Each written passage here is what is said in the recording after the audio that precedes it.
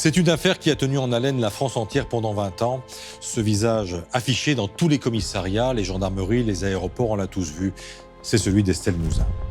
Enlevée en 2003 à Guermantes, quand elle avait 9 ans. On connaît aujourd'hui son assassin, Michel Fourniret, avec la complicité de sa femme, Monique Olivier. Mais il y a tout de même un couac dans cette affaire. Parce que la piste Fourniret, elle apparaît pour la première fois dès 2003, autrement dit dès le début. Il a fallu la détermination d'un cabinet d'avocats spécialisé dans les cold cases, l'ingéniosité d'un avocat de la défense, la réactivité d'une juge d'instruction pour que l'enquête s'oriente enfin, après 17 ans, sur la piste Fourniret. C'est un coup de force judiciaire, un tour de passe-passe. Les avocats se sont entendus entre eux et ils demandent à la femme d'un tueur en série de demander la juge qu'elle veut. Enfin, c'est extraordinaire. Pourquoi les enquêteurs et les juges ont-ils buté à ce point sur la piste Fourniret ? Les meilleurs avocats au procès de Monique Olivier, c'est les policiers de Versailles qui sont venus nous faire un discours pour expliquer les 10 raisons pour lesquelles ça n'était pas Monique Olivier, Michel Fourniret qui était coupable. Est-ce qu'on aurait pu obtenir des aveux de l'ogre des Ardennes plus tôt ? C'est l'enquête sur laquelle il y a eu le plus de moyens et c'est l'un des plus grands ratages judiciaires de ces 30 dernières années. C'est vraiment par définition le dossier qui devrait être étudié pour essayer d'éviter toutes les erreurs qui ont été commises. Autopsie d'une instruction très très longue, trop longue.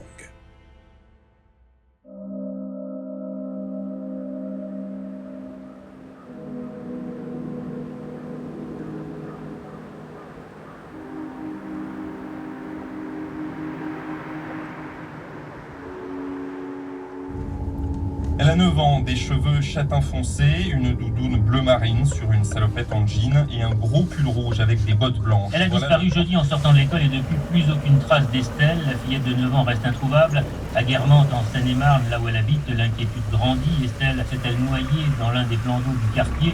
A-t-elle été enlevée? Estelle Mouzin. Une seule certitude, elle a disparu en sortant de l'école vers 18h30. Après ce rond-point, il lui restait à peine 450 mètres à parcourir pour rentrer chez elle. La PJ de Versailles est saisie dès le lendemain, le 10 janvier 2003. Les policiers mettent 3 bonnes heures pour rejoindre Guermantes, pourtant située à 60 km. Il avait neigé tout le week-end d'avant. Le déneigement des rues de la voirie locale n'était pas bien fait. Donc c'était des conditions de circulation difficiles et des conditions de recherche également très difficiles. Les trottoirs, les routes, la neige a tout recouvert, effacé. La police interroge, monte des barrages routiers, visite plus de 400 maisons, distribue des questionnaires. Pas un indice, pas un témoin. Guermantes, c'est une ville de banlieue parisienne, proche du parc Disney, avec une succession de petites maisons, on dirait Desperate Housewives, quoi. C'est des maisons plutôt cossues, les unes à côté des autres, avec des petites rues. Et ce qui est quand même particulier dans Guermantes, c'est qu'on peut y passer beaucoup de temps sans croiser personne, quoi. Comme toujours dans ce type d'enquête, les policiers mettent le paquet sur l'entourage de l'enfant. Il y a ce voisin dont le disque dur contient des photos pédophiles, ces prêtres polonais hébergés chez les Mouzins pour Noël, mais tout cela ne mène à rien. Comme les recherches sur le père d'ailleurs. Le papa d'Estelle était surveillé, bien évidemment, puisque ses parents étaient divorcés et qu'on voulait s'assurer qu'il n'ait pas fait enlever Estelle par une autre personne. Mais ça, c'était une hypothèse assez aberrante. Un papa qui adore sa fille, qui venait de passer les vacances de Noël avec elle, qui va enlever sa fille pour au bout d'un mois et demi ne pas la voir. Donc cette piste-là, elle a été abandonnée très vite. Les policiers sont dans le brouillard. Alors, le père d'Estelle prend l'initiative et lance des appels à témoins dans la presse. Il s'agit de libérer un enfant et de lui permettre de vivre. Les volontaires affluent. Guermantes et bientôt la France entière se couvrent de la petite bouille d'Estelle. Son père multiplie les actions. Il va faire des marathons, il va mettre des t-shirts avec les photos de sa fille, il va aller aux États-Unis pour voir comment ça se passe, il va aller en Belgique pour voir comment on traite les disparitions d'enfants. Et cette suractivité de Monsieur Mouzin, ça a énervé les enquêteurs. Parce qu'eux, on leur dit pas ce qu'ils ont à faire. C'est APJ Versailles, quoi. Le 11 mars 2003, 2 mois après la disparition d'Estelle, Nicolas Sarkozy, alors ministre de l'Intérieur, reçoit ses parents. L'affaire Mouzin prend une dimension nationale. Elle a été emblématique, Estelle. Et on s'est tous, à un moment donné, identifiés à ces parents-là. On avait conscience qu'il pouvait se passer n'importe quoi, dans n'importe quelle banlieue, à n'importe quel endroit, et qu'on pouvait nous prendre notre enfant. Nicolas Sarkozy promet des moyens hors normes et la création d'une cellule Estelle. 8 policiers, triés sur le volet, travailleront dorénavant sur l'affaire à temps plein. Un groupe d'enquêteurs volontaires pour ce type de dossier et qui ne se démoraliserait pas si les pistes suivies ne menaient à rien. Parce que c'est des enquêtes qui sont très pénibles, qu'on n'aime pas avoir. Donc l'idée, c'était le volontariat, la motivation et la détermination. Les policiers se mettent au boulot, mais ça rame, ça tourne en rond. Alors, en juin 2003, 6 mois après la disparition d'Estelle, retour à la case départ. Jean Espitalier décide de tout reprendre depuis le début. On se dit, est-ce qu'on n'est pas passé à côté d'une personne qui était à Guermantes ce soir-là? Est-ce que quelqu'un n'a pas vu une personne, une moto, une voiture? Donc on recherche un témoin. Nous allons, dans chacune des maisons qui se trouvent dans le secteur sensible, entendre tous ces gens. Chez eux, le soir, à domicile, pour leur demander à quelle heure vous êtes rentrés chez vous, par quel chemin vous êtes passés. Est-ce que vous avez vu quoi que ce soit? Et tout à coup, un témoignage intéressant surgit. Une petite voisine des Mouzins, la meilleure copine d'Estelle, raconte qu'un inconnu l'a accostée dans la rue 2 semaines avant la disparition de son ami. Elle nous dit, je revenais de l'école et une fourgonnette s'est arrêtée à côté de moi. Le monsieur m'a dit, là, tu portes un sac qui est vraiment très lourd. Écoute, tu vas monter dans ma voiture et je vais t'accompagner chez toi. Elle lui dit, ben non, monsieur, je vous remercie, je suis arrivé chez moi. La copine s'appelle Mégane, 12 ans. Même couleur de cheveux, même taille, même genre de petite fille qu'Estelle.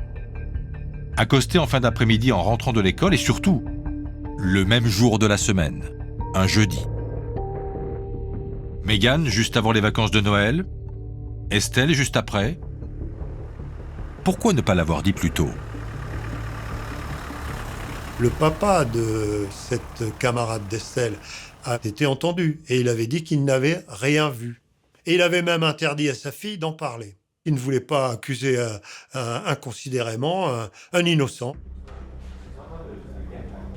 Immédiatement, on va faire un portrait robot de l'homme qui s'est adressé à elle, et puis également du véhicule à bord duquel il se trouvait. Mégane hésite entre 2 modèles de fourgonnette, mais elle en est sûre. Elle était blanche, avec 3 places à l'avant. Le portrait robot lui convient, quoique l'homme lui est semblé un peu plus vieux. Le 24 juin 2003, c'est le moment de le diffuser. Conférence de presse. C'est une conférence de presse en grande pompe parce que c'est quand même la première fois depuis 6 mois, depuis la disparition d'Estelle, qu'il se passe quelque chose. Et on dit, voilà, ce monsieur a été vu avec une camionnette blanche. C'est un monsieur qui a une petite barbe, des petites lunettes ovales, qui a environ 40 ans. Donc on donne quand même des détails. Il faut que les gens qui reconnaîtront la personne qui figure, le témoin important cité par le procureur de la République, le signale au numéro vert. C'est le seul élément qui existe, donc cet élément il doit être exploité au maximum. Quelques jours plus tard, à 250 km de Guermantes, en Belgique, à Dinan, la police arrête le conducteur d'une camionnette blanche. l'homme vient d'enlever une petite Belge, une enfant de 13 ans. Il porte une barbe rase, de fines lunettes rondes, il est français. Il s'appelle Michel Fourniret. La jeune Belge a été accostée par le conducteur d'une fourgonnette blanche. Mais elle est montée à bord.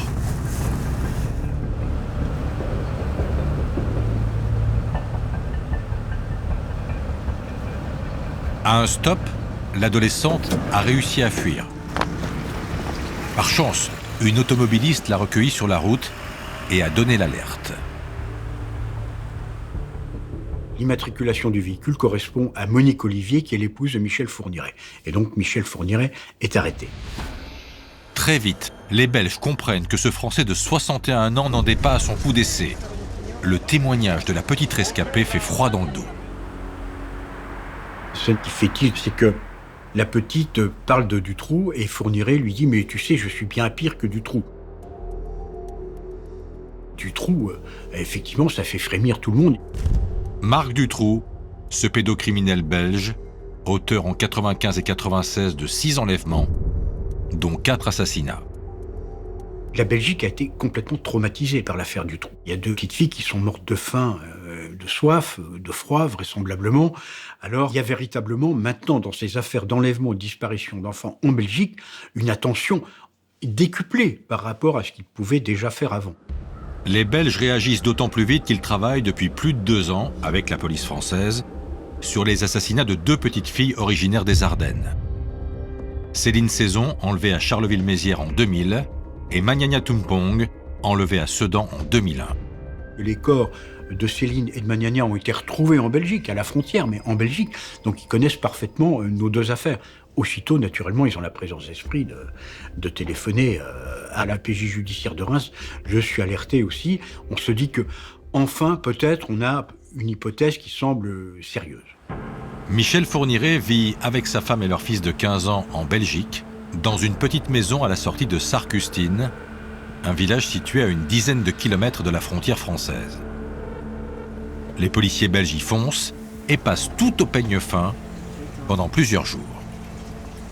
La perquisition révèle des éléments extrêmement curieux, troublants, inquiétants, des vêtements d'enfants tachés de sang pour certains, des cagoules, des menottes, des armes de poing. À l'étage, il y avait même un trou que Fourniret avait fait entre le grenier et la salle de bain avec un miroir orientable qui permettait de voir éventuellement une jeune fille au père prendre sa douche, par exemple. Et Fourniret dira d'ailleurs le jour même de la perquisition, oui, c'est un objet aux propriétés insolites amusantes, hein, le langage de la Fourniret, quoi. Donc naturellement, tout est exploité dans les moindres détails, tout est saisi, placé sous scellé, répertorié, classé de manière extrêmement rigoureuse. Au même moment, côté français, à 40 km de Sarcustine, la PJ de Reims fouille une autre maison. Michel Fourniret l'a héritée de sa sœur, morte 1 an plus tôt. Elle se trouve à Ville-sur-Lume, près de Charleville-Mézières. Dans ce capharnaüm, les fouilles durent moins d'1 heure. Pas de trouvailles particulières selon les policiers, sinon un matelas plié dans le garage qu'ils placent sous scellé. L'arrestation d'un homme qui a tenté d'enlever une enfant en Belgique à bord d'une fourgonnette blanche et qui pourrait être l'assassin de 2 petites Françaises. Ça intéresse évidemment les policiers qui travaillent sur l'affaire Mouzin. Mais pas question d'interroger pour l'instant Fourniret. Le suspect est entre les mains de la justice belge.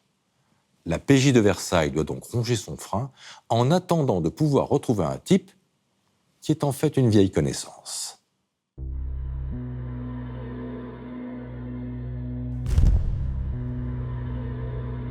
Michel Fourniret, c'est un ancien client. C'est quelqu'un qui, en 1984, a été interpellé dans l'Essonne parce qu'il avait commis une quinzaine d'enlèvements, séquestrations, attouchements, viols sur des adolescentes, principalement. Des crimes et des délits pour lesquels Fourniret a fait 3 ans de prison. Il est sorti en 87. Mais visiblement, son intérêt pour les très jeunes filles ne l'a pas quitté. En attendant de pouvoir l'interroger, La cellule Estelle demande à la police belge de lui laisser jeter un œil sur la procédure et les scellés, histoire de savoir si Fourniret ne serait pas passé du côté de Guermantes en janvier 2003. Je pense à un reçu d'autoroute qui amène du côté de la Seine-et-Marne. Je pense à un ticket d'une station-service essence, une facture d'un boulanger de Guermantes ou de la Seine-et-Marne. Et ça ne traîne pas. Fin juillet, un mois seulement après l'interpellation de Michel Fourniret, les policiers belges ouvrent leur dossier au Versaillais. Et dans l'ordinateur du suspect, ils ont trouvé une photo de l'avis de recherche d'Estelle. Mais l'image a tellement circulé que ce n'est pas une preuve. Sa téléphonie, en revanche, est plus intéressante. Les policiers français, qui tentent de reconstituer son emploi du temps du 9 janvier 2003, y découvrent un appel intéressant.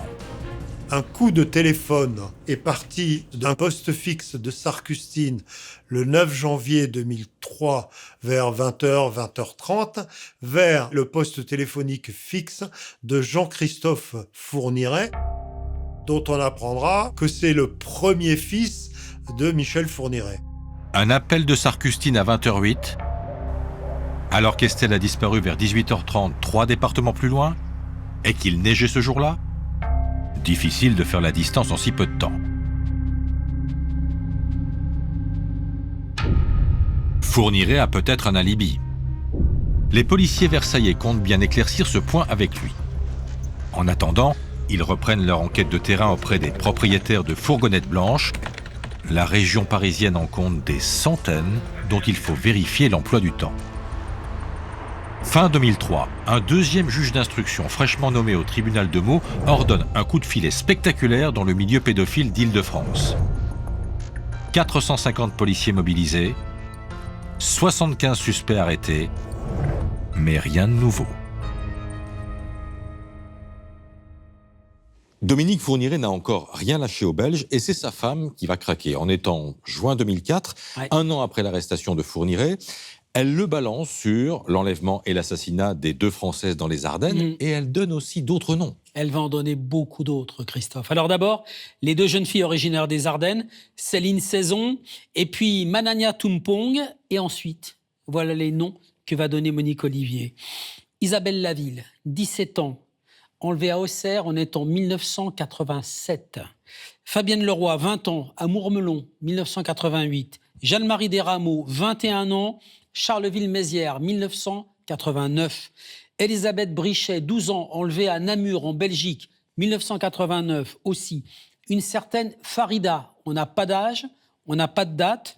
Natacha Danet, à Rezé, près de Nantes, en 1990, elle avait 13 ans. Ça fait une par an. Ça fait une par an, et encore, il y a une mystérieuse babysitter qui est évoquée par Monique Olivier. 9 assassinats entre 1987 et 2001, des filles qui ont entre 12 et 21 ans. Et elle décrit un mode opératoire en fait terrifiant puisque Fourniret repère, il enlève, il viole et il tue. Voilà, c'est ce qu'il appelle sa chasse aux vierges. Absolument. Et pire encore, parfois, Monique Olivier l'accompagne.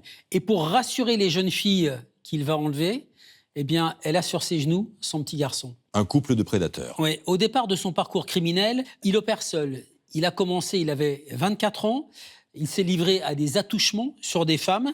Il était condamné, il a récidivé et il a été de nouveau arrêté en 1984. Et c'est à ce moment-là, en prison, qu'il a rencontré Monique Olivier, qui a répondu à une petite annonce publiée dans un journal catholique. Absolument, celle qui deviendra sa femme.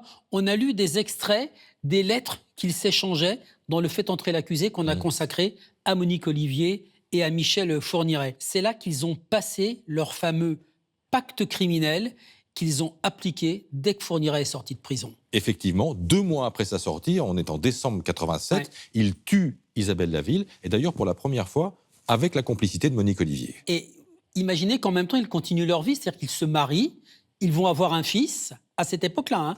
Fourniret a déjà 4 enfants, et ils ne vont plus s'arrêter de tuer jusqu'à l'arrestation de Michel Fourniret en Belgique en 2003. Alors ces révélations, Monique Olivier les fait aux enquêteurs belges. Inutile de dire que la PJ de Reims et le procureur de Charleville sont très impatients de l'entendre.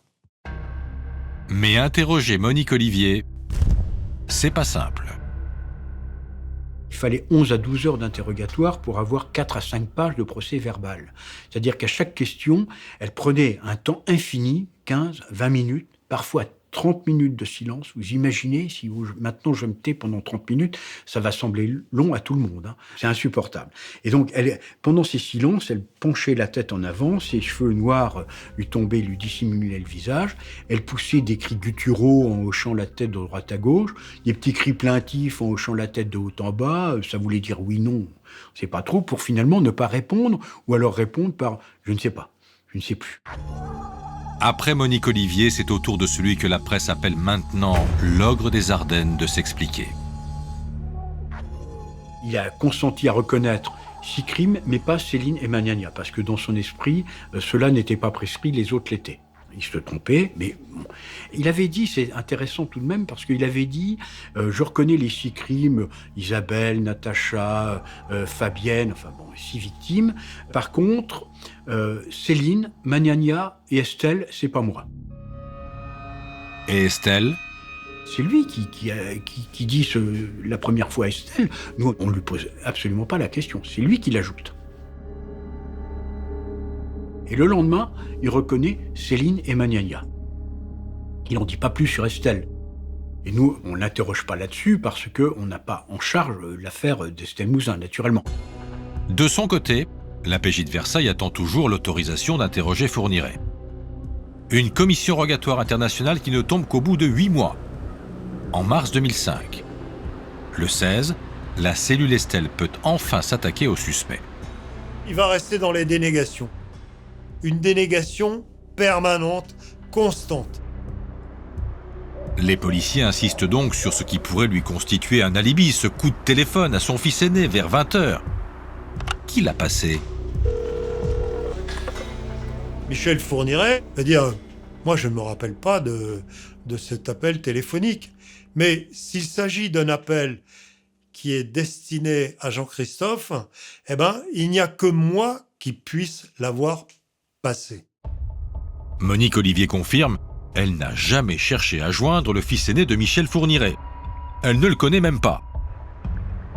Quant à Jean-Christophe, il ne peut ni confirmer, ni infirmer. Son père, qu'il n'a pas vu depuis l'âge de 2 ans, l'a récemment appelé sur son lieu de travail parce qu'il souhaitait se rapprocher de lui. Mais s'il lui a téléphoné le 9 janvier 2003, Jean-Christophe n'a pas pu répondre, car il travaillait ce soir-là. Et sa femme n'en a aucun souvenir. Les policiers de Versailles ne peuvent se fier qu'au relevé téléphonique, alors pour eux, la messe est dite.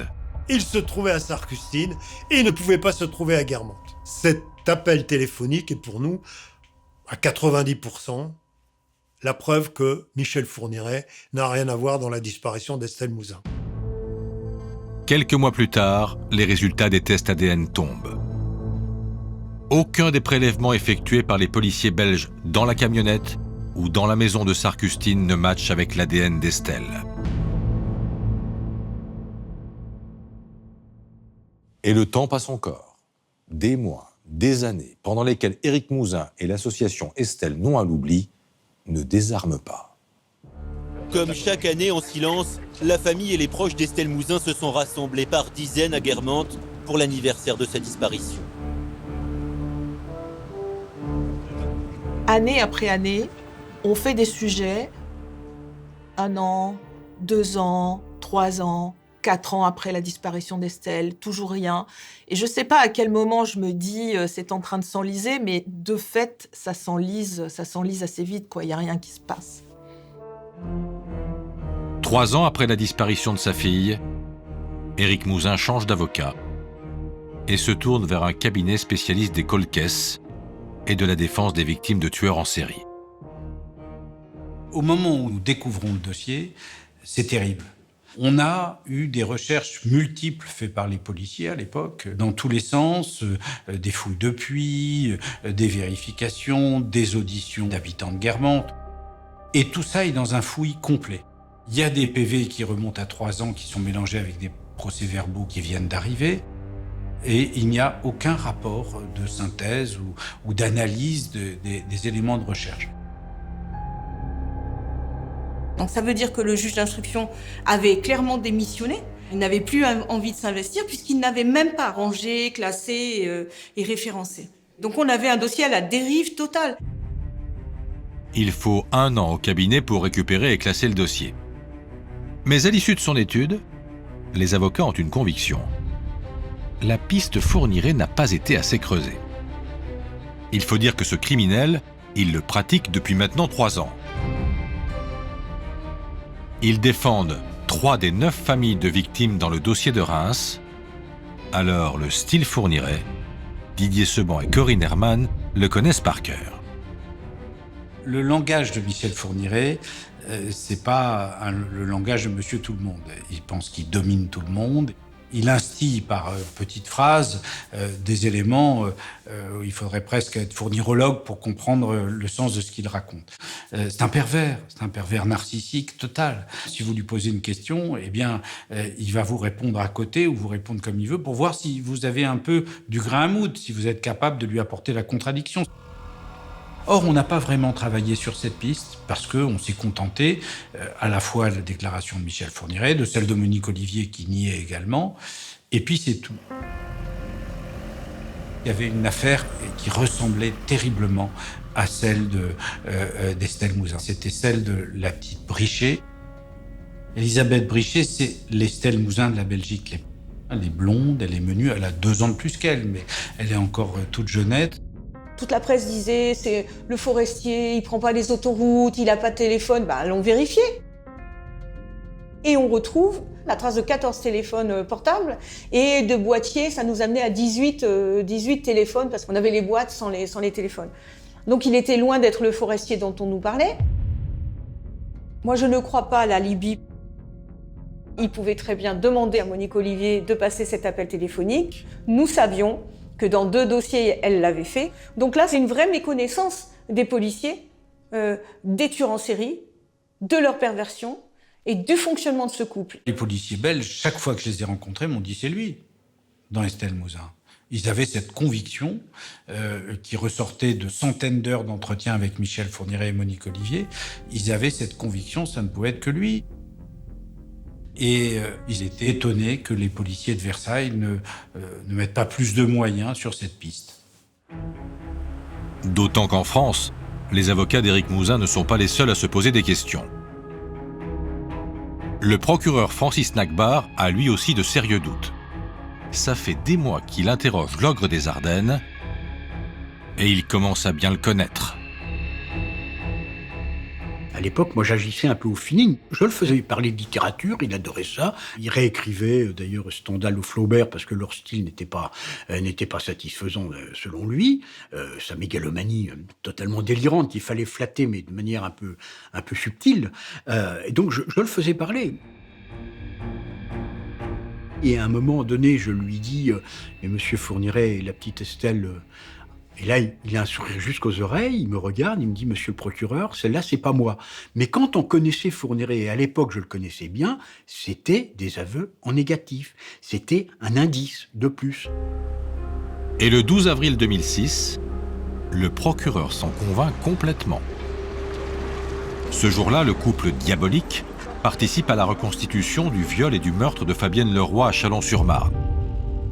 La juge qui instruit l'affaire interroge Fourniret, et pour la première fois, le suspect explique qu'il a tué Fabienne alors qu'il revenait de Gournay-sur-Marne avec sa femme. Gournay-sur-Marne, où ils ont des amis. La juge tilte. Gournay-sur-Marne, c'est à 10 km de Guermantes. Le voilà le lien entre Fourniret et la ville où habitait Estelle. Moi, sur le coup, je n'ai pas, j'ai pas percuté, mais c'est une des 2 juges d'instruction qu'au saisit qui se tourne vers moi et qui me dit « Mais vous avez entendu ce qu'il a dit, la Gournay-en-Marne? Moi, je connais bien la région parisienne, c'est auprès de Guermantes. » Il n'avait pas indiqué qu'il venait de là la première fois où on l'a entendu. Et c'est bizarre. Est-ce que c'est une erreur de sa part ou est-ce que c'est pas une erreur volontaire? Il ne nous donne pas un indice pour la petite Estelle. Cette fois, le procureur prend sur lui d'écrire une lettre à sa hiérarchie pour lui faire part de sa conviction. Le message date de juillet 2006, 3 ans et demi après la disparition d'Estelle. Je sais que c'était pas mes affaires, je sais que j'étais pas compétent géographiquement parlant, mais il me fallait, c'était un devoir moral, de le signaler, simplement. Je le signalais, à charge ensuite pour les enquêteurs, pour les juges d'instruction et pour le parquet de Meaux, d'explorer cette piste Fourniret ou pas.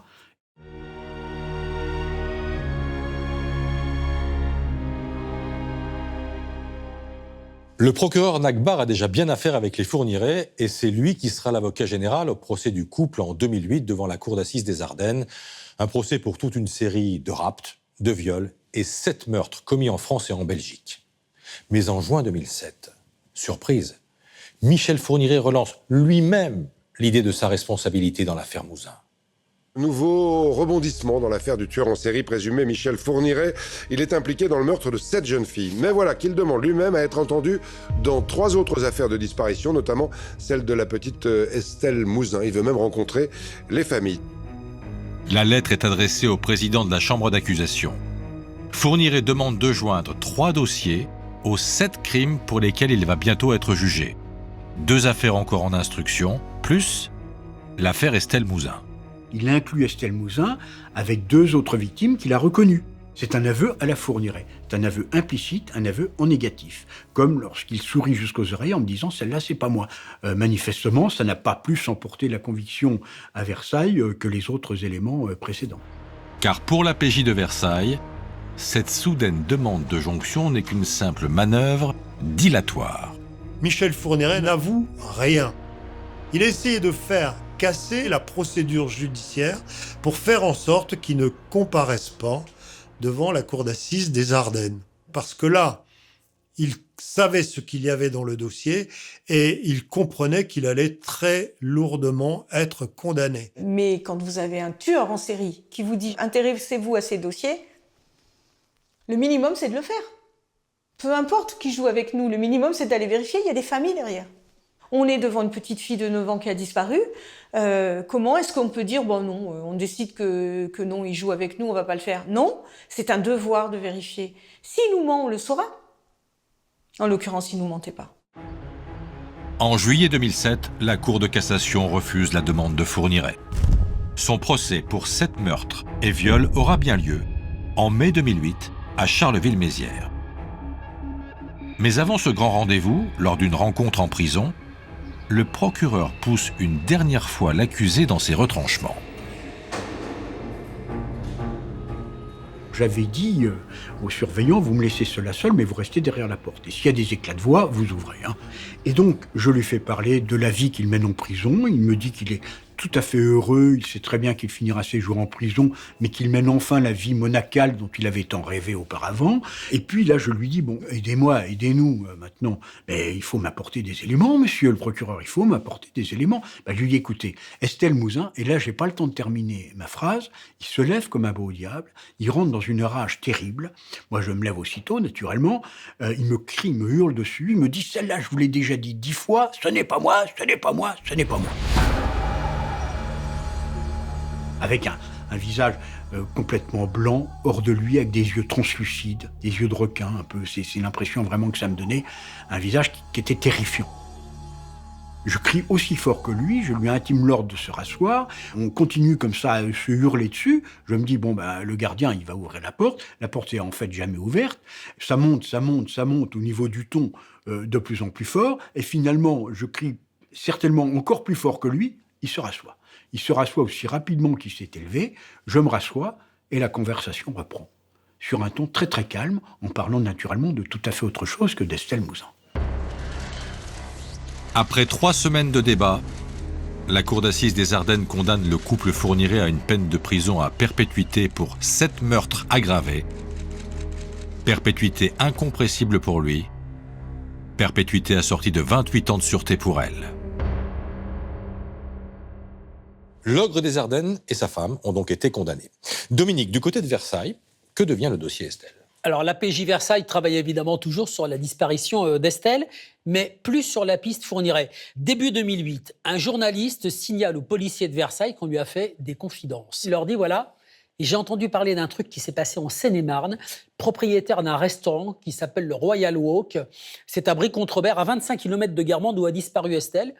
Il faisait des travaux dans son restaurant avec des ouvriers dans le sous-sol et ils ont découvert un corps en état de décomposition avancée qui pourrait correspondre au corps d'une fillette de 10 ans. Au lieu d'en parler à la police, ils ont fait disparaître ce corps, ils ont coulé une dalle de béton. Autant vous dire que la police va prendre l'affaire au sérieux, déboule au Royal Walk, place en garde à vue le propriétaire, les témoins, les ouvriers de l'époque, on retrouve tout le monde et on casse la dalle du restaurant. Et on retrouve un corps ou pas? On retrouve des ossements, mais ce sont des ossements d'animaux. Alors, autant vous dire que le journaliste avait un peu brodé et que ce fiasco a coûté cher. 1 an plus tard, il y a une nouvelle piste, celle d'un site de prostitution. Absolument. C'est un type qui se promène sur un site de prostitution réservé aux adultes et qui repère une photo d'une jeune fille qui ressemble étrangement, regardez, à Estelle. C'est vrai que ça lui ressemble. C'est incroyable. Avec quelques années de plus. Évidemment, vérification de la PJ de Versailles. Après que la police d'Internet est allée identifier le site qui se trouve en Estonie, la PJ Versailles file là-bas et on découvre que, malheureusement, cette photo, elle a été postée en 2001-2002, c'est-à-dire 1 an avant la disparition d'Estelle. Ensuite, l'enquête, elle reste au point mort pendant plusieurs années. On appelle ça une période blanche. En 2015, le dossier Estelle en est à son 6e juge d'instruction. 6 juges en 12 ans. L'affaire rebondit enfin et on revient sur la piste Fourniret. En 2015, un vendredi soir, on a un appel au cabinet et je vais avoir au téléphone une ex-détenue qui me dit avoir été détenue avec Monique Olivier à Rennes. Elle s'appelle Milica Petrovic. Elle me dit que Monique Olivier lui a fait des confidences sur Estelle Mouzin et que c'est bien Fourniret et qu'elle l'a aidée, qu'elle était complice à sa façon. En prison, Monique Olivier aurait donc confié à cette co-détenue que le 9 janvier 2003, c'est elle qui a passé un coup de téléphone au fils de Fourniret à 8h du soir. On appelle le juge, on est tout excité, tout heureux. Ça y est, on va pouvoir avancer. On demande à ce qu'elle soit auditionnée. La PJ de Versailles convoque donc ce témoin providentiel. Le jour de son audition, la journaliste Michel Fine est en reportage dans les locaux du SRPJ, où elle entend les policiers parler de ce fameux témoin. J'ai le sentiment qu'ils ne la croient pas vraiment. Les policiers disent, c'est une escroc, voilà. On insiste pour avoir la confrontation avec Monique Olivier, il va falloir attendre 18 mois. Entre-temps, les policiers ont perdu les coordonnées de Milica. Mais en 2016, la confrontation entre Milica Petrovic et Monique Olivier est enfin possible. Et Monique Olivier dit « je la connais pas, je l'ai vaguement vue à la maison de Rennes, on n'a jamais été détenus ensemble, je lui ai jamais parlé ». Et les policiers s'en tiennent là. Mais cette Milica Petrovic continue à intriguer la journaliste, qui finit par la retrouver. Je l'appelle et elle me dit « D'accord, je viens vous parler ». Et elle me donne rendez-vous dans un centre commercial, dans un endroit pas forcément sécure. Je connais un peu ce genre de personnage. Un jour à 14h, ils vont vous dire « D'accord, je vous parle ». Mais le lendemain, à la même heure, ils auront changé d'idée. Donc je me suis dit, je vais sécuriser ce qu'elle me dit. Et donc je prends mon petit téléphone portable. Je lui dis, ça vous dérange pas que je vous enregistre? Et j'enregistre ma première interview de Milica Petrovic. J'ai fait un peu la bébête, tu sais. Je dis, tu sais l'affaire de la petite Estelle? Je dis, c'est... À moi, tu peux me le dire, je te peux avoir confiance à moi. Elle m'a dit, il est parti dans l'après-midi, après le repas, vers 14h, il a quitté son domicile. Et il lui a dit comme ça, si je ne suis pas rentrée à telle heure, tu passeras un coup de fil, mais tu ne parleras pas. Simplement, tu fais le numéro et tu raccroches. On ne sait jamais, plus tard, ça peut me servir. Tu peux me créer un alibi. Là où je vais, il y a 2 petites filles que j'ai repérées dans le même village, que j'ai déjà accostées. Et il y en a bien une des 2 que je l'aurai. Elle m'a dit, écoute, moi quand j'ai vu l'heure, j'ai composé le numéro de téléphone et j'ai appelé, j'ai raccroché. Je la crois. Parce qu'elle donne des détails. Parce qu'elle raconte Monique Olivier. Et puis elle a toujours la même version. Mais le SRPJ de Versailles reste circonspect. Ce n'est qu'un an plus tard, en 2017, que les policiers interrogent Michel Fourniret au sujet des déclarations de Milica Petrovic. Ils vont lui demander si Monique Olivier a pu passer cet appel téléphonique qui lui servait d'alibi, et il dit oui. Clairement, il dit oui. Il dit oui, elle a pu passer cet appel téléphonique. Il le dit 2 fois. Oui. Et ça ne déclenche rien. Il lui montre la photo d'Estelle et effectivement, Michel Fourniret va dire « ça me fait pas tilt, mais il joue ». Il faut savoir que en 2017, l'image d'Estelle, elle est connue même au-delà des frontières nationales. Tout le monde connaît la photo de cette petite fille au pull rouge, donc on voit bien qu'il joue avec eux. Les policiers en restent là. Et 15 ans après la disparition d'Estelle, l'affaire est toujours au point mort. Les avocats d'Éric Mouzin ne voient plus d'issue. Là, on a une conviction policière et il y a toute la force de l'institution qui s'arc-boute pour ne pas avoir tort. Je ne dis pas qu'il y a un complot, hein. Je dis juste qu'il y a une volonté de ne pas avoir tort. Un jour, un juge nous convoque et il nous dit « Écoutez, il faudra attendre une dizaine d'années parce que c'est tellement gros le dossier qu'il faut 10 ans pour le faire. » Là, avec Éric Mouzin, on se dit « C'est pas possible. On n'arrivera jamais à sortir ce dossier si on ne fait pas quelque chose d'exceptionnel. »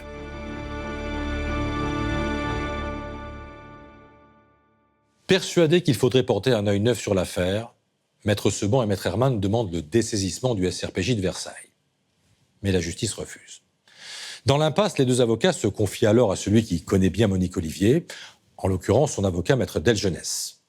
Puisque c'est elle qui a déjà balancé Fourniret, c'est elle qui a donné plusieurs crimes aux policiers et aux magistrats de Reims. Pourquoi rien à ceux de Versailles? Si le dossier Mouzin changeait de main, elle serait peut-être plus causante.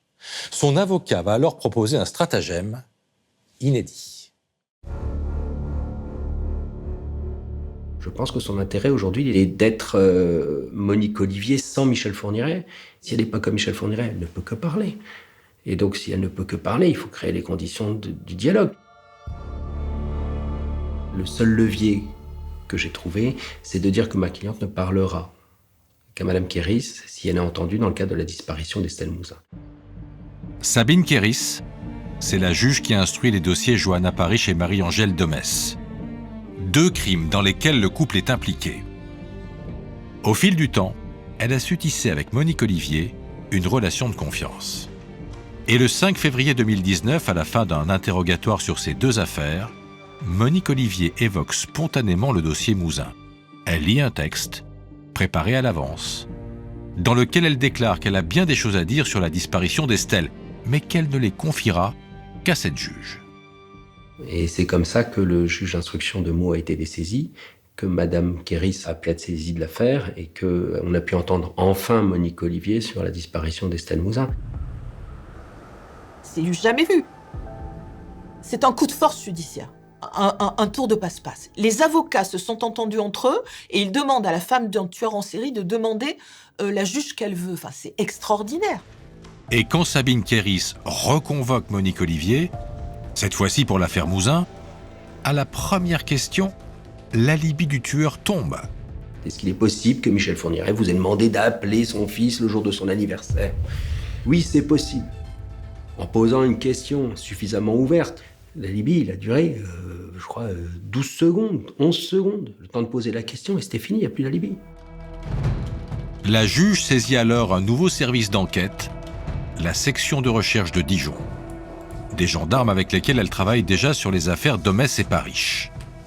Ils connaissent le langage Fourniret, ils connaissent parfaitement le parcours de Michel Fourniret, ses aveux en Belgique, ses différentes victimes, et ils ont obtenu des aveux sur 2 affaires. L'enquête change de main et de méthode. On a travaillé à l'envers, c'est-à-dire qu'on a travaillé sur le parcours criminel d'un tueur en série pour l'amener sur l'affaire Estelle Mouzin. Michel Fourniret et Monique Olivier étaient très conservateurs. Quand je dis très conservateurs, c'est qu'ils conservaient des données bancaires, des cahiers de compte, des fiches d'achat. On va également trouver tous les fichiers de facturation de la ligne fixe de Sarcustine de 1993 à 2003. À l'analyse de ces factures, les gendarmes découvrent de nombreux appels entrants émis depuis une mystérieuse carte prépayée, anonyme et intraçable. Cette carte prépayée va être activée le 8 janvier 2003, soit la veille de l'enlèvement d'Estelle. Puis le 9 janvier, on aura 5 communications téléphoniques. Le lendemain, on aura 2 communications téléphoniques dans la journée, entre cette carte prépayée et le téléphone de Sarcustine, et après, on n'en aura plus. Mais ce qui est très intéressant, c'est qu'à chaque fois que l'utilisateur de cette carte prépayée téléphone, il n'est pas localisé en Belgique. Si cet interlocuteur appelle tant de fois à la maison, c'est que c'est un proche. La veille, le jour, le lendemain de l'enlèvement, et puis plus rien. Pour les gendarmes, ces appels, c'est Fourniret. Fourniret qui informe Monique Olivier de l'avancée de son crime. Ils en sont d'autant plus sûrs qu'ils découvrent la preuve que le tueur était bien en France à cette période. Un ticket de caisse du supermarché de Villers-Semeuse.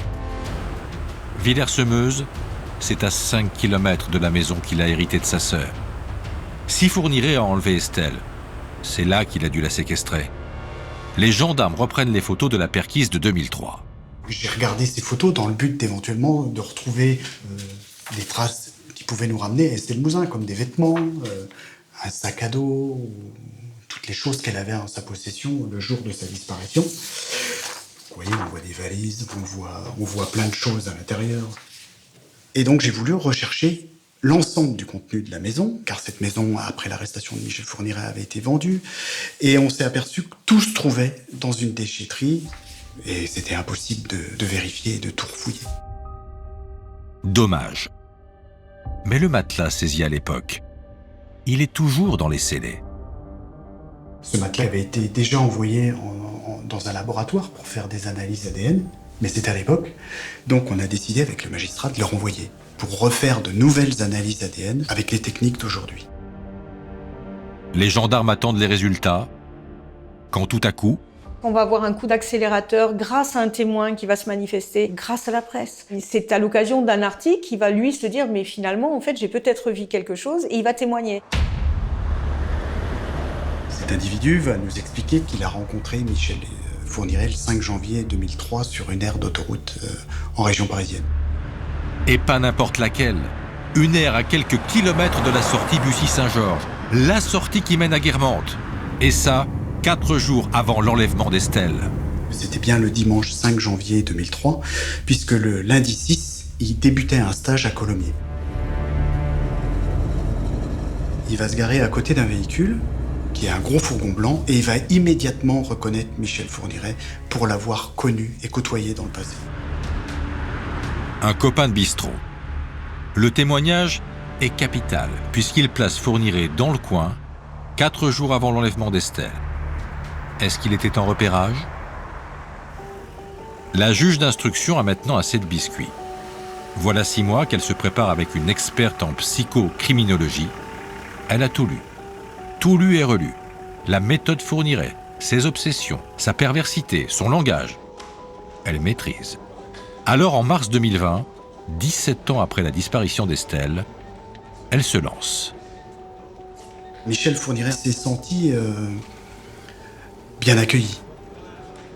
Il a vu dans son bureau différents schémas. Ça a eu pour effet de lui montrer le travail qui avait été fait par la juge d'instruction. Et il a trouvé en la juge un allié, un rival, une joueuse d'échecs comme lui. Il s'est senti à l'aise et prêt à répondre. La juge commence par lui parler de Proust, l'auteur du Côté de Guermantes. De fil en aiguille, elle lui tend des photos du village, du parcours d'Estelle, et puis d'Estelle. Et donc, c'est là où il va tenir des propos un peu à l'envers, dans le langage de Michel Fourniret, autour de l'idée que si elle a croisé sa route, il n'est pas pour rien dans sa disparition, et autour de l'idée que ce visage, le visage d'Estelle, lui dit quelque chose. c'est évidemment un début d'aboutissement. Mais c'est quand même dans le langage de Fourniret. Il dit pas « je l'ai commis », il dit pas « je l'ai tué », il dit « si elle n'avait pas croisé ma route, elle serait certainement en vie ». Pour les avocats d'Éric Mouzin, c'est clair. Mais ce qu'on voulait, c'est pousser plus loin les choses, qu'ils nous disent comment il est parti de là et où il a mis Estelle. Dans la foulée, la juge organise une reconstitution à Guermantes, mais il est déjà trop tard. Michel Fourniret est vieux et malade. C'est terminé. On sent qu'il comprend quasiment plus rien. Il est arrivé avec 2 chaussures gauche aux pieds. Voilà, il était ailleurs.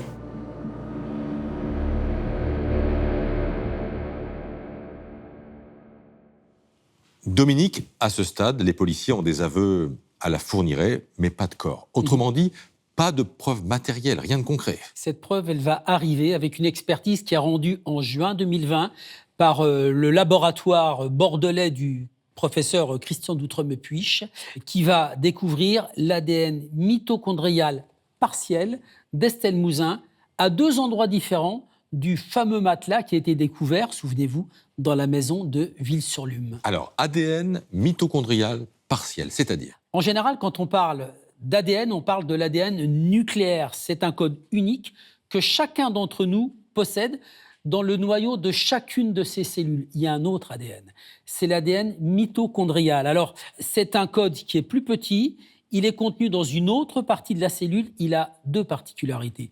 L'ADN mitochondrial, c'est celui que la mère transmet à ses enfants. Ce qui veut dire qu'à la différence de l'ADN nucléaire, qui est un code unique pour chaque individu, eh bien, l'ADN mitochondrial, il est commun à plusieurs personnes. Des frères, des sœurs, des nièces, des cousins éloignés. Toutes personnes qui ont reçu ce code de leur mère, qui elle-même le tenait de sa mère, qui elle-même le tenait de la grand-mère. Alors, vous voyez, si on remonte sur plusieurs générations, ça commence à faire beaucoup de monde. L'ADN mitochondrial est donc moins discriminant, mais au cours de cette transmission, de génération en génération, des mutations peuvent se produire. C'est ce qui a permis au laboratoire du docteur Doutreme-Puich d'être quasiment catégorique dans l'affaire Estelle Mouzin, parce que l'ADN mitochondrial d'Estelle, il était porteur de mutations très rares. Et le labo a également découvert sur le matelas un autre ADN, celui de Monique Olivier. Ce qui veut dire que Monique Olivier se serait approchée d'Estelle. Et on sait que dans d'autres affaires, elle préparait les petites pour son mari. Ouais. C'est pas impossible, en tout cas, elle est passée par là, elle a eu un contact avec ce matelas. L'étau se resserre maintenant sur le couple. En août 2020, en pleine pandémie, il devient maintenant vraiment urgent de lancer des recherches pour essayer de retrouver le corps d'Estelle, d'autant que Michel Fourniret se dégrade, il est atteint d'Alzheimer et la juge a peur qu'il ne se souvienne plus de rien. Il va y avoir une première semaine d'interrogatoire aussi au niveau d'un cimetière, au cimetière de la famille Fourniret. Même Éric Mouzin va venir nous rejoindre pour essayer de voir si, en voyant Monsieur Mouzin, il va nous dire d'autres choses. Rien ne lui revient. Et pas de trace d'Estelle dans le caveau de la famille Fourniret au cimetière de Donchéry. Est-ce qu'il l'aurait cachée dans son fameux château du Sautou, à 1 kilomètre du cimetière, et où il a déjà enterré 2 de ses victimes? On arrive dans une atmosphère particulière en plein hiver, avec cet espoir qu'on la trouve quand même. L'armée va venir, on va couper toute une forêt de sapins, on va faire venir un archéologue qui enlève la couche d'humus, qui fait parler la terre, si quelqu'un a été enterré là, on le voit. Enfin, on déploie des moyens considérables. Il ne contredit pas, il ne dit pas non, il dit oui. On ne sait pas s'il est perdu ou s'il mélange ou s'il joue, on ne sait pas. On a l'impression qu'il veut nous aider à avancer, mais que son cerveau est à ce point embrumé qu'il ne sait pas. C'est un échec. En novembre 2020, Michel Fourniret est hospitalisé. Monique Olivier, elle, campe sur sa version. Elle n'a rien fait d'autre que de passer un coup de fil à Jean-Christophe, ce qui est un mensonge. La juge et les enquêteurs le savent maintenant. Voyant que Michel Fourniret était de plus en plus malade, on a reporté nos investigations sur Monique Olivier. Sur les relevés bancaires de Monique Olivier, on va trouver des achats qui ont été effectués à Villers-Semeuse, 2 jours après l'enlèvement d'Estelle Mouzin. Donc on s'est aperçu qu'elle mentait en disant qu'elle n'était jamais venue à Ville-sur-Lume puisqu'elle était à 5 km pour faire des achats. Derrière ces airs de repenti qui voudraient faire avancer la justice, elle dissimule encore une face bien sombre. Monsieur Bérardet va aller se renseigner sur ce qui se passe en détention. C'est comme ça qu'il va rencontrer plusieurs témoins, dont Sabrina, qui vont lui raconter le vrai profil de Monique Olivier en prison, pas celui qu'on nous raconte, le vrai profil. À la prison de Rennes, Sabrina a été à la fois la confidente et le souffre-douleur de Monique Olivier. Régulièrement, l'ex-femme du tueur en série la forçait à jouer à un jeu particulièrement macabre, une sorte de quiz sur les victimes de Michel Fourniret. Elle dit, à toi de deviner, est-ce que Estelle était blonde ou châtain? Je dis, je ne sais pas, je ne l'ai jamais vue. La première fille devine qu'est-ce qu'on aurait pu faire. Je ne sais pas, enfin je ne vois pas en fait. Elle m'a dit, si, essaye de te mettre dans le rôle en fait. Je dis, ok, on va essayer. Donc j'ai dit, je sais pas, vous l'avez enlevé, puis vous l'avez tué, puis enterré. Ah non, pas du tout, on n'a pas fait comme ça. On l'a pris, on l'a emmené dans notre camion, on l'a laissé pendant plusieurs jours à la maison. Elle m'avait même dit, mot pour mot, Madame Olivier, t'inquiète pas, tu finiras par être une Fourniret, je vais t'apprendre les fils du métier. La première fois que j'ai fait ça, oui, j'ai eu peur, j'ai paniqué et tout. Elle me dit, c'est comme un crime, hein, comme toi, que tu as fait. Une fois que tu as pris l'adrénaline, tu le feras tout le temps. C'est une jouissance, en fait. Elle me dit bien une jouissance. Ça me rendait très, très malade. Je n'arrivais plus à manger parce que je mangeais, mais je vomissais. J'en faisais des cauchemars. Je voulais même finir ma vie parce que je voyais toutes les petites filles, en fait. Je ne voyais pas que Estelle Mouzin. Je voyais toutes les petites filles qui me demandaient à l'aide, en fait.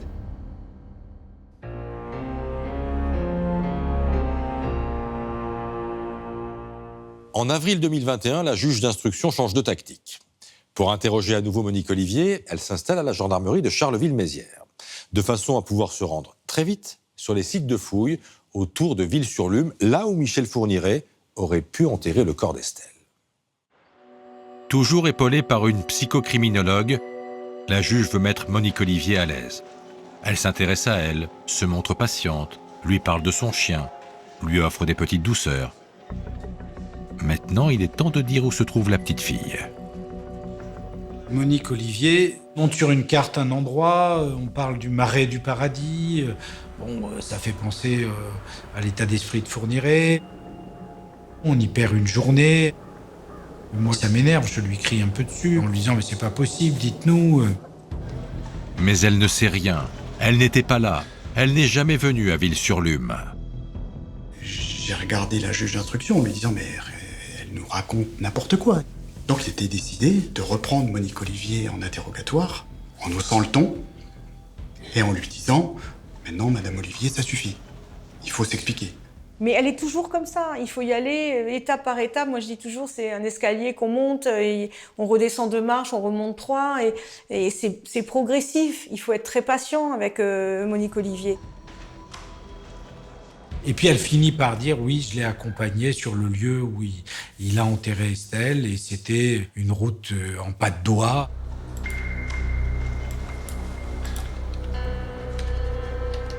On décide avec la juge d'instruction de mettre Monique Olivier sur Google Street View de manière à ce qu'elle nous emmène à cette fameuse pas de doigt. Donc j'ai fait exactement comme ça, je l'ai mis face à la maison dont avait hérité Michel Fourniret, j'ai tourné la caméra comme ça, et on lui dit voilà Monique Olivier, qu'est-ce qu'on fait? On va à droite ou on va à gauche? Et là elle nous dit faut aller sur la gauche.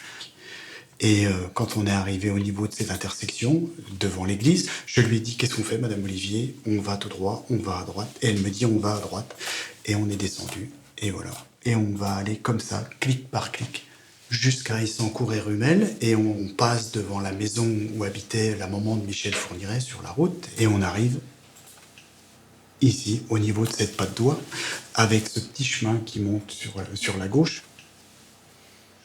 Et elle nous montre qu'elle a déposé Michel Fourniret à cet endroit-là.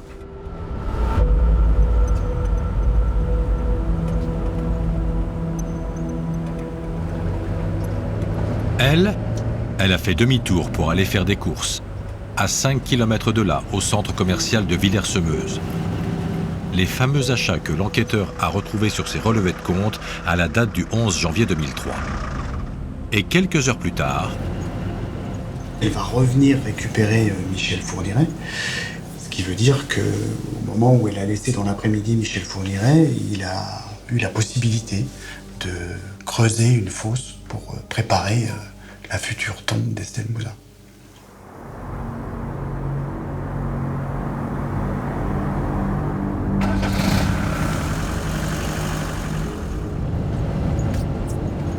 À la tombée du jour, Michel Fourniret et Monique Olivier sont revenus. Le corps d'Estelle dans la fourgonnette. L'ogre serait allé enterrer la petite quelque part dans cette forêt.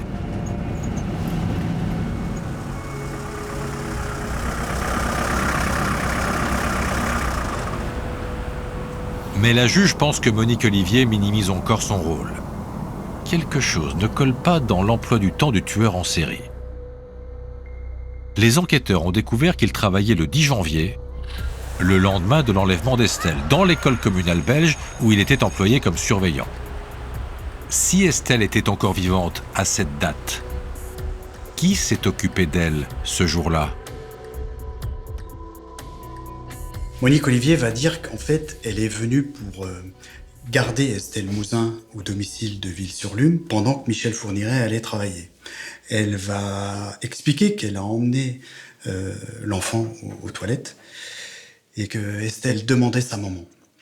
Et Monique lui dira « Oui, t'inquiète pas, tu reverras ta maman ». Seulement Monique Olivier n'a jamais rien fait pour rendre cet enfant à ses parents. Elle savait très bien ce qui allait arriver et elle n'a rien fait. Où, quand et comment Fourniret a-t-il tué Estelle ? Que lui a-t-il fait ? Où l'a-t-il enterrée ? La femme de l'ogre ne le raconte pas. La famille d'Estelle devra se contenter de ce que Monique Olivier a consenti à dire. Et c'est horrible parce que enfin, Monsieur Mouzin a une réponse. Ça fait 17 ans qu'on le balade. Et enfin, il a un nom et il sait qui a enlevé sa fille. Mais c'est horrible parce que c'est la pire des hypothèses. Imaginez que sa petite fille a été emmenée par ces tortionnaires, par ces tueurs en série, par ce couple maléfique. C'est la chose la pire qui pouvait lui arriver. Et il va me dire quelque chose, Monsieur Mouzin, qui me glace le sang. Il va dire « J'ai pensé à ma petite fille quand elle s'est retrouvée dans cette camionnette, quand elle s'est retrouvée toute seule dans la nuit avec ces gens-là, la terreur qui a dû être la sienne. » Malgré une semaine de fouilles, le corps d'Estelle reste introuvable. Monique Olivier est incapable de localiser la fosse au bord de laquelle elle avoue finalement qu'elle a accompagné Fourniret. On a tout mis en œuvre pour la retrouver. On a engagé d'énormes moyens pour la retrouver. Ça reste un regret de ne pas avoir pu donner à la famille d'Estelle une sépulture pour qu'ils puissent enfin se recueillir auprès d'elle.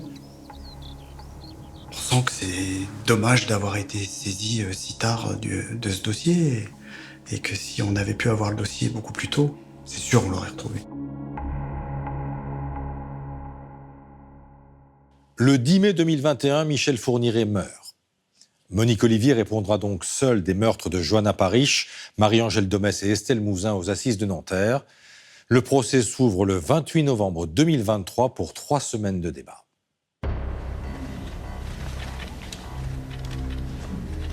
C'est la première fois que Monique Olivier est au tribunal toute seule. Et je me rappelle très bien de cette première journée d'audience où je la vois un peu voûtée là avec son pull et elle est interrogée sur son enfance, difficile, ses parents qui l'aimaient pas. Elle avait un premier mari qui était violent. Et puis Fourniret, j'étais son chien, je faisais ce qu'il me disait de faire. Et je me dis, finalement c'est peut-être une pauvre bonne femme. C'est vrai qu'elle elle ressemble à rien. Dans le box, là, cette petite qui avec les mains qui tremblent un peu. Et puis, il y a une avocate qui arrive Et à chaque fois que cette avocate pose une question sur les faits, Monique Olivier, de manière très intelligente et très instinctive aussi, retire... Je sais pas, je me souviens pas. Elle sait très bien là où il faut parler et là où il faut pas parler. Et je me dis non, c'est pas une pauvre petite bonne femme, elle est très forte. 20 ans après la disparition de leur fille, les Mouzin font enfin face à quelqu'un qui sait. À la barre, les enquêteurs défilent, affaire après affaire, la PJ de Versailles aussi. Les meilleurs avocats au procès de Monique Olivier, ça n'est pas Richard Delgenès qui plaidait la culpabilité, c'est les policiers de Versailles qui sont venus nous faire un discours pour expliquer les 10 raisons pour lesquelles ça n'était pas Monique Olivier, Michel Fourniret qui était coupable. Il va dire Fourniret n'était pas un pédophile, ce qui va scandaliser tout le monde parce que Fourniret, il a enlevé des femmes mûres, il a enlevé des enfants. Apparemment, Estelle était la plus jeune de ses victimes. La confrontation avec les ex-co-détenus est très attendue. Monique Olivier leur a fait des confidences. Alors les témoins essaient de la pousser dans ses retranchements. Et à ce moment-là, Monique Olivier se coupe. Elle se contredit. Mais il aurait fallu continuer. Il aurait fallu continuer à interroger Monique Olivier. Et Didier Seban, l'avocat d'Éric Mouzin, demande au président s'il peut interroger Monique Olivier. Et là, le président dit « Ah non, l'interrogatoire de Monique Olivier est prévu après-demain après-midi, donc pour l'instant, nous ne posons pas de questions. » Et lorsqu'on peut l'interroger un petit peu, elle répond pas vite. Mais comme on a déjà passé 3 semaines à faire des choses qui n'avaient aucun intérêt, voilà, maintenant on a une journée, il faut qu'elle parle tout de suite en une journée parce qu'on a décidé. La salle, et notamment la famille d'Estelle, ne perdent pas un mot de l'accusé. D'abord, elle s'excuse. Elle dit qu'elle n'aurait pas dû. Mais elle dit ça avec une espèce de froideur. C'est comme un texte appris, quoi. Moi, je ne peux m'empêcher de me dire qu'elle a bien répété avec son avocat. Puis elle explique qu'elle a gardé Estelle pendant plusieurs heures dans la maison de Ville-sur-Lume. Corinne Herman va dire « Est-ce que vous auriez pu la libérer ?» Et elle lui dit, les yeux dans les yeux, « Oui, j'aurais pu le faire. » Sans aucune émotion. Et ça, c'est le plus terrible. Au fond, elle est aussi auteur que lui, et Michel Fourniret est devenu le tueur qu'il est devenu parce qu'il avait Monique Olivier à ses côtés. Qu'est-ce que Fourniret a fait à Estelle? L'accusée n'en sait rien, ou elle se tait. La cour se retire pour délibérer, 10 heures, et le verdict tombe. Perpétuité assortie de 20 ans de sûreté pour complicité dans les enlèvements suivis de meurtres de Johanna Parish, Marie-Angèle Domès et Estelle Mouzin. Monique Olivier risquait jusqu'à 22 ans de sûreté. Le verdict en soi, la peine prononcée, je la trouve honnête. J'ai rien à dire dessus. Ils ont marqué la différence que je demandais. Donc moi, je trouve ça honnête. Pour les parties civiles, c'est le soulagement, l'aboutissement. L'affaire est enfin jugée. Il aura fallu 20 ans. 20 ans et un âpre et lourd combat. Pour moi, ce dossier, c'est 17 ans de travail pour un désastre judiciaire, même si on a eu une réponse. C'est vraiment, par définition, le dossier qui devrait être étudié pour essayer d'éviter toutes les erreurs qui ont été commises. C'est l'enquête sur laquelle il y a eu le plus de moyens. Et c'est l'un des plus grands ratages judiciaires de ces 30 dernières années.